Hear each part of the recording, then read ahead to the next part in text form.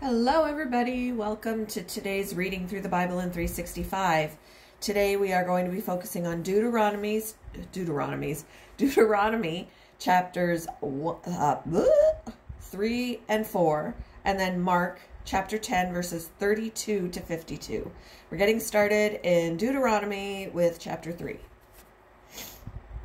Next we turned and headed for the land of Bashan, where King Og and his entire army attacked us at Edrei. But the Lord told me, "Do not be afraid of him, for I have given you victory over Og and his entire army, and I will give you all his land. Treat him just as you treated King Sihon of the Amorites, who ruled in Heshbon." So the Lord our God handed King Og and all his people over to us, and we killed them all. Not a single person survived. We conquered all 60 of his towns, the entire Argob region in his kingdom of Bashan. Not a single town escaped our conquest. These towns were all fortified with high walls and barred gates. We also took many unwalled villages at the same time. We completely destroyed the kingdom of Bashan, just as we had destroyed King Sihon of Heshbon. We destroyed all the people in every town we conquered, men, women, and children alike. But we kept all the livestock for ourselves and took plunder from all the towns. So we took the land of the two Amorite kings east of the Jordan River, all the way from the Arnon Gorge to Mount Hermon. Mount Hermon is called Sirion by the Sidonians, and the Amorites call it Senir. We had now conquered all the cities on the plateau and all Gilead and Bashan, as far as the towns of Salakah and Edrei, which were part of Og's kingdom in Bashan. King Og of Bashan was the last survivor of the giant Rephaites. I don't know. His bed was made of iron and was more than 13 feet long and 6 feet wide. It can still be seen in the Ammonite city of Rabbah. When we took possession of this land, I gave to the tribes of Reuben and Gad the territory beyond Eror along the Arnon Gorge, plus half of the hill country of Gilead with its towns. Then I gave the rest of Gilead and all of Bashan, Og's former kingdom, to the half-tribe of Manasseh. This entire Argob region of Bashan used to be known as the land of the Rephaites. Jair, a leader from the tribe of Manasseh, conquered the whole Argob region in Bashan all the way to the border of the Geshurites and Maacathites. Jair renamed this region after himself, calling it the towns of Jair, as it is still known today. I gave Gilead to the clan of Machir, but I also gave part of Gilead to the tribes of Reuben and Gad. The area I gave them extended from the middle of the Arnon Gorge in the south to the Jabbok River on the Ammonite frontier. They also received the Jordan Valley, all the way from the Sea of Galilee down to the Dead Sea, with the Jordan River serving as the western boundary. To the east were the slopes of Pisgah. At that time, I gave this command to the tribes that would live east of the Jordan. Although the Lord your God has given you this land as your property, all your fighting men must cross the Jordan ahead of your Israelite relatives, armed and ready to assist them.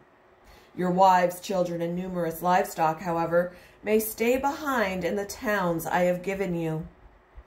When the Lord has given security to the rest of the Israelites, as he has to you, and when they occupy the land the Lord your God is giving them across the Jordan River, then you may all return here to the land I have given you. At that time I gave Joshua this charge. You have seen for yourself everything the Lord your God has done to these two kings. He will do the same to all the kingdoms on the west side of the Jordan. Do not be afraid of the nations there, for the Lord your God will fight for you.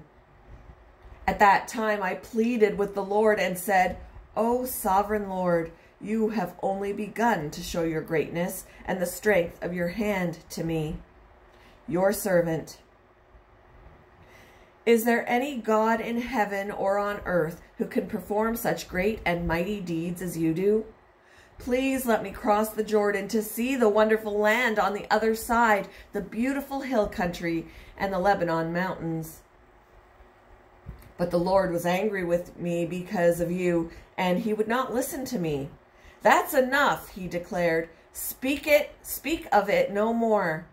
But go up to Pisgah Peak and look over the land in every direction. Take a good look, but you may not cross the Jordan River. Instead, commission Joshua and encourage and strengthen him, for he will lead the people across the Jordan. He will give them all the land you now see before you as their possession. So we stayed in the valley near Beth Peor. Chapter 4. And now, Israel, listen carefully to these decrees and regulations that I am about to teach you. Obey them so that you may live, so you may enter and occupy the land that the Lord, the God of your ancestors, is giving you. Do not add to or subtract from these commands I am giving you. Just obey the commands of the Lord your God that I am giving you. You saw for yourself what the Lord did to you at Baal Peor. There the Lord your God destroyed everyone who had worshipped Baal, the god of Peor. But all of you who were faithful to the Lord your God are still alive today. Every one of you. Look, I now teach you these decrees and regulations just as the Lord my God commanded me, so that you may obey them in the land you are about to enter and occupy. Obey them completely, and you will display your wisdom and intelligence among the surrounding nations. When they hear all these decrees, they will exclaim, "How wise and prudent are the people of this great nation!" For what great nation has a God as near to them as the Lord our God is near to us whenever we call on him? And what great nation has decrees and regulations as righteous and fair as this body of instructions that I am giving you today? But watch out.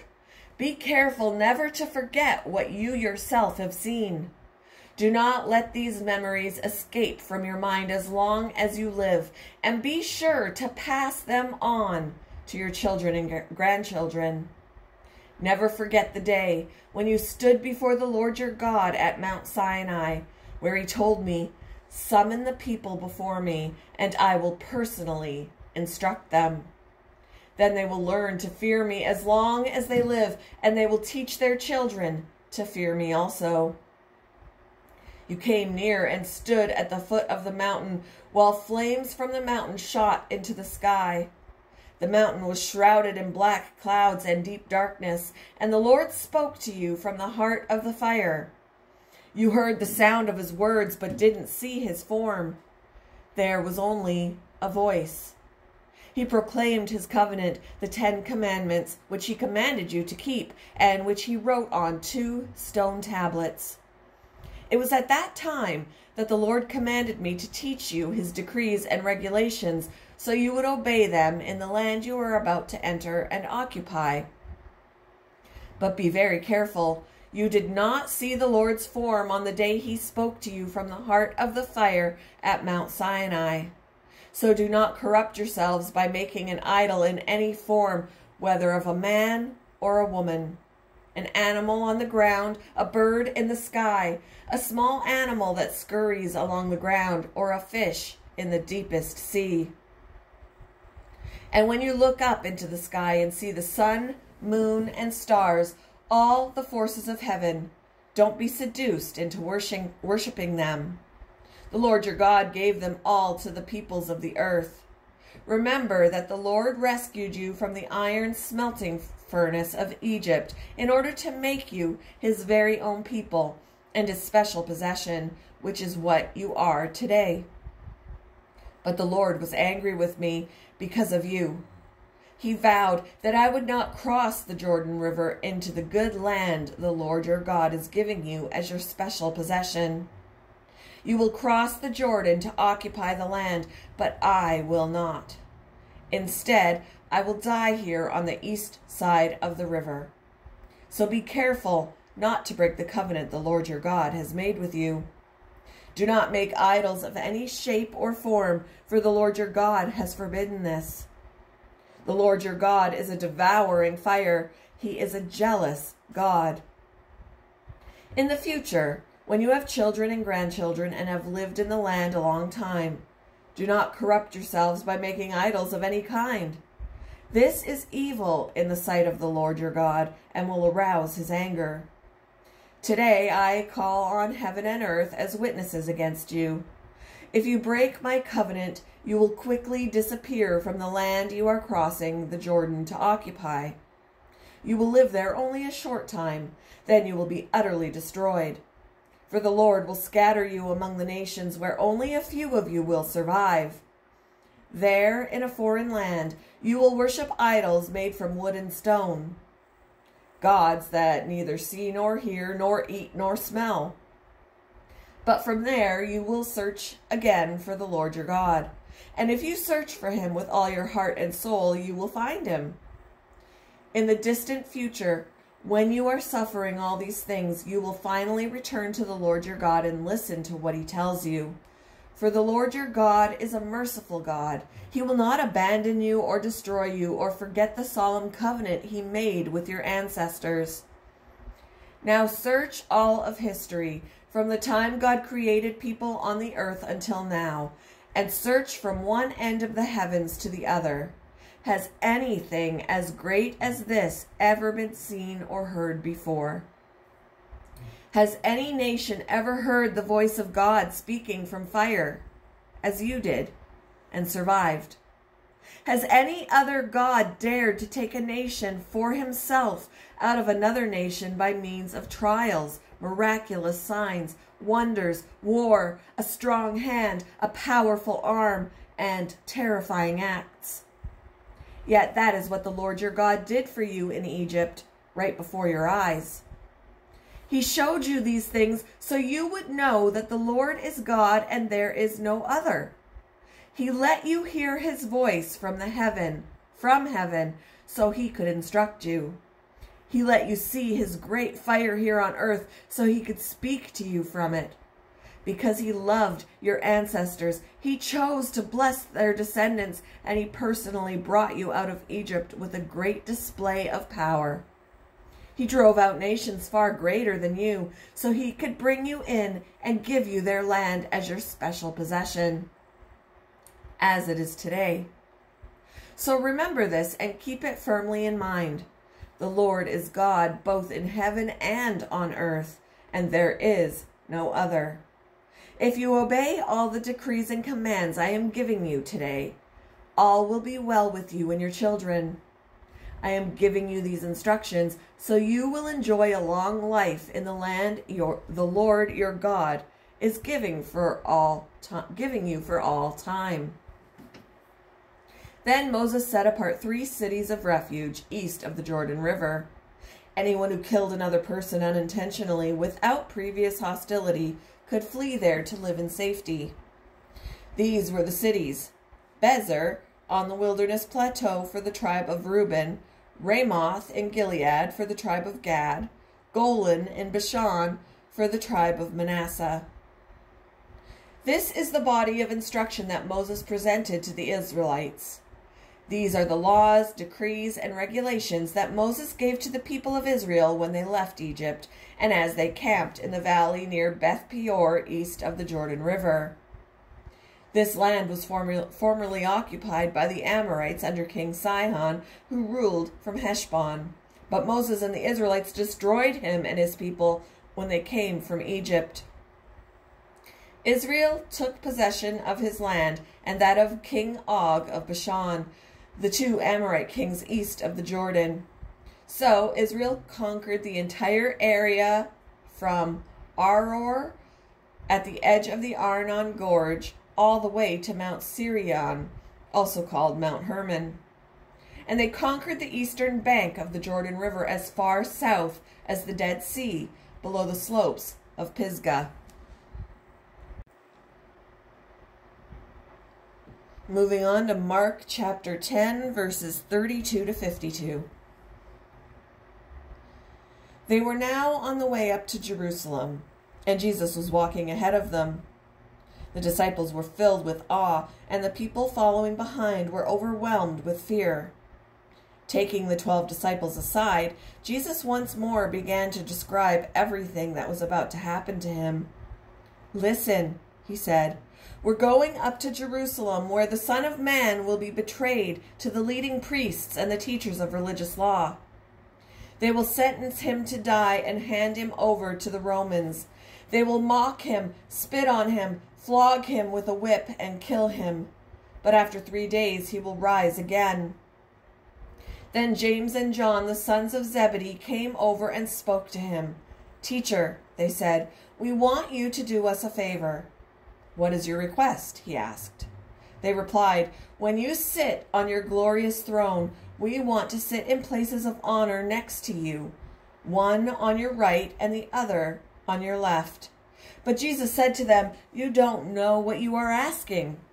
Are you able to drink from the bitter cup of suffering I am about to drink? Are you able to be baptized with the baptism of suffering I must be baptized with?" "Oh, yes," they replied, "we are able." Then Jesus told them, "You will indeed drink from my bitter cup and be baptized with my baptism of suffering, but I have no right to say who will sit on my right or my left.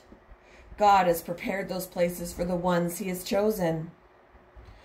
When the 10 other disciples heard what James and John had asked, they were indignant. So Jesus called them together and said, "You know that the rulers in this world lord it over their people, and officials flaunt their authority over those under them. But among you it will be different. Whoever wants to be leader among you must be your servant, and whoever wants to be first among you must be the slave of everyone else. For even the Son of Man came not to be served, but to serve others and to give his life as a ransom for many." Then they reached Jericho, and as Jesus and his disciples left town, a large crowd followed him. A blind beggar named Bartimaeus, son of Timaeus, was sitting beside the road. When Bartimaeus heard that Jesus of Nazareth was nearby, he began to shout, "Jesus, Son of David, have mercy on me." "Be quiet," many of the people yelled at him. But he only shouted louder, "Son of David, have mercy on me." When Jesus heard him, he stopped and said, "Tell him to come here." So they called the blind man. "Cheer up," they said. "Come on, he's calling you." Bartimaeus threw aside his coat, jumped up, and came to Jesus. "What do you want me to do for you?" Jesus asked. "My rabbi," the blind man said, "I want to see." And Jesus said to him, "Go, for your faith has healed you." Instantly the man could see, and he followed Jesus down the road.